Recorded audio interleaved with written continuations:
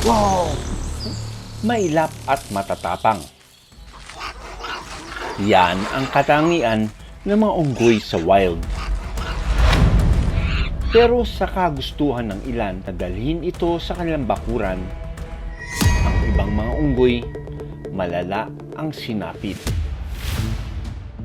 Posible pa bang maranasan ito ang inaasam na payapa at malayang pamumuhay?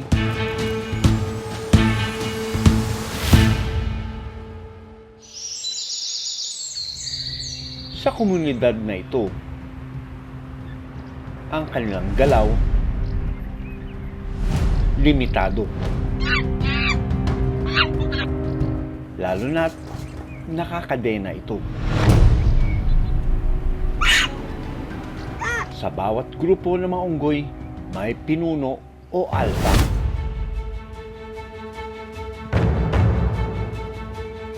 Pero ang itinuring na alpha sa barangay Binaritan, Morong, Bataan, wala umanong tropa. Ang balita, agresibo ito. Ilang buwan na raw itong pinoproblema ng mga residente. Ate, kagatin ka. Tong unggoy, kinain tong avocado natin. Diyan ka lang! Yung unggoy nandito! Maliban sa pangunguha ng pagkain, natuto na rin itong umatake sa mga aso at tao. Tong unggoy nangangaway. Hi sir, good morning. Doc Nielsen po. Hinahanap po namin kung saan po talaga siya nag-stay. Halos araw-araw po may report po kami dito sa unggoy. Nay, nabalitaan niyo ba yung unggoy na nakakawala dito? Napiperwisyo nga, pati ako napiperwisyo dito. Ay, ganun. Paano kayo piniperwisyo? Eh, ito madalas awayin to. Pinaaway. Talagang pinagkakagat yan. Hilig daw puntahan ni Alpha ang mga nakakadenang unggoy. Ingo! Isang taon ng alaga ng pamilya ni Nida si Ingo. May sugat nang ibigay sa amin niya. Kaya sa leeg niyo na Oo. kinabit yung tali. May pagkain dito na alam niyang easy food. Siguro kaya binibisita. Babae kasi ito. Halos araw-araw nga, andi dito yun eh. Hindi natin in-encourage yung pag-alaga ng wildlife kasi malaki ang epekto nito sa mga unggoy. Sa di kalayuan, nagpakita na ang unggoy na si Alpha. Nandito na raw yung unggoy. Tara, punta tayo. First time ko nakita yung monkey. Malaki siya. Mag-aspirate ako ng anesthetic na ilalagay natin doon sa tranquilizer natin. Andiyan pa? Kagad, bumaba na kayo dito. Ang hirap niyan sundan. Ang mga residente naglagay na ng patibong na kulungan para mahuli si Alpha. Sa parehong kulungan, nakakadena naman ang isa pang unggoy na alaga rin ni Nida, si Asyang.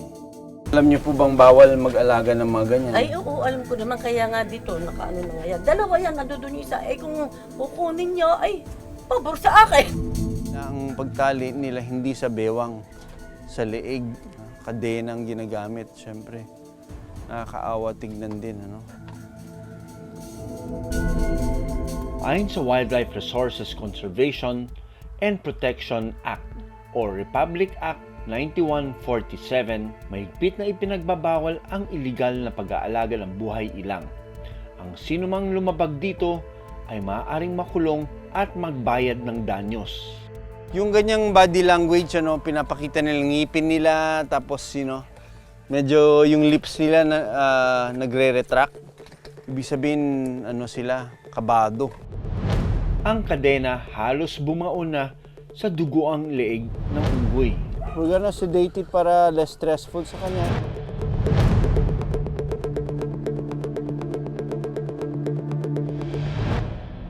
Kailangan natin itong tahiin dahil this will heal for a long time.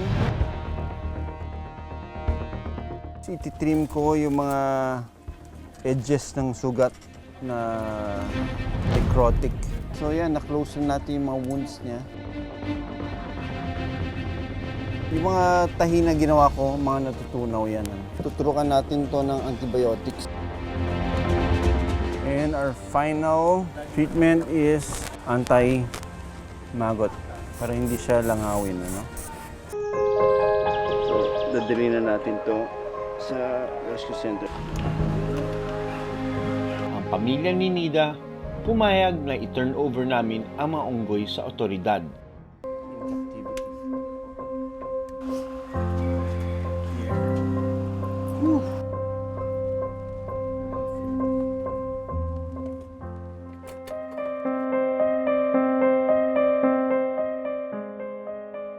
Matapos ang ilang araw, malungkot na ibinalita sa amin na natagpuang wala ng buhay ang unggoy na si Alpha. Wala naman siyang sugat eh, no? Kaya nga, nilason yan. Agad din itong inilibing.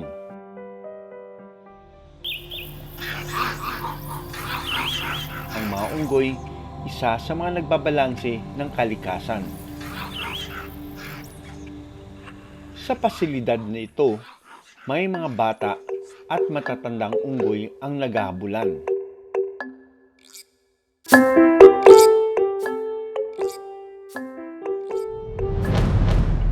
Dating alaga ng tao ang mga unggoy na ito. Mula sa kanilang natural na tahanan, kinuha at pinalaki. Pero kapag nanakit na, pinapakuha ito sa otoridad at dinadala sa pasilidad gaya ng wildlife in need. Sa lugar na ito, sinasanay na muling manumbalik ang wild instinct ng mga unggoy para muling pakawalan sa gubat. Sina Roy, Johnston, Laila, Coco, at Kiko ang unang tropa ng mga unggoy na handa na raw sa kanilang paglaya. Si Roy, isa sa pinakamatagal na dumaan sa rehabilitasyon. 5 taon na naging alaga ng tao si Roy bago isurrender sa pasilidad. Kapansin-pansin ang malaki nitong katawan at matutulis ng ngipin. Takot din daw ang ibang unggoy kay Roy. Ang kanyang katangian, pasok sa alpha male. At si Laila naman ang alpha female ng grupo.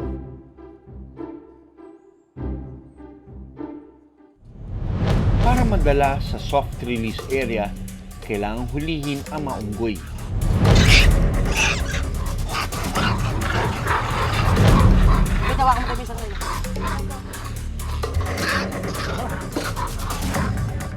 Ang soft release area ay lugar kung saan ina-acclimatize o kinukondisyon ang mga unggoy bago ito tuluyang pakawalan. Si Roy nagtatalon paakyat sa enclosure.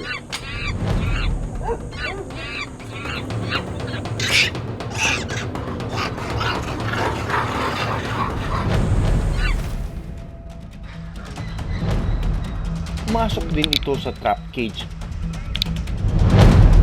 Nahuli na rin. Ang 5 unggoy dadalhin sa soft release site.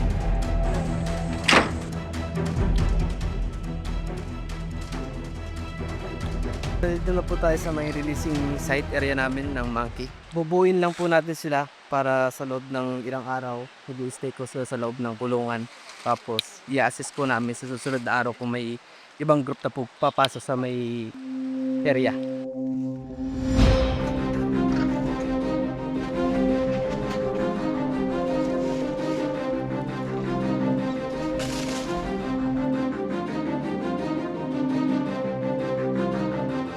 Months na po namin minomonitor yung area kung meron po ibang wild monkey. Tapos yung area po minomonitor namin kung saan may mga pagkain sila o source ng tubig. Makalipas ang 4 na araw, pinakawalan na namin ito.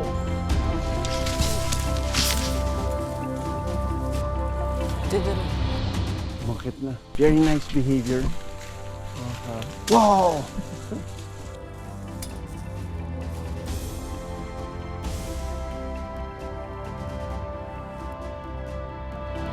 Iba yung release ng mga macaques. You know, we have time to observe them here.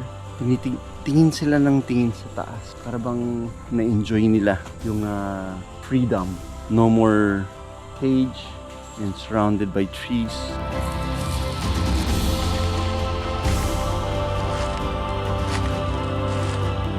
Bilang veterinaryo, kakaiba ang saya na aking naramdaman para sa maunggoy.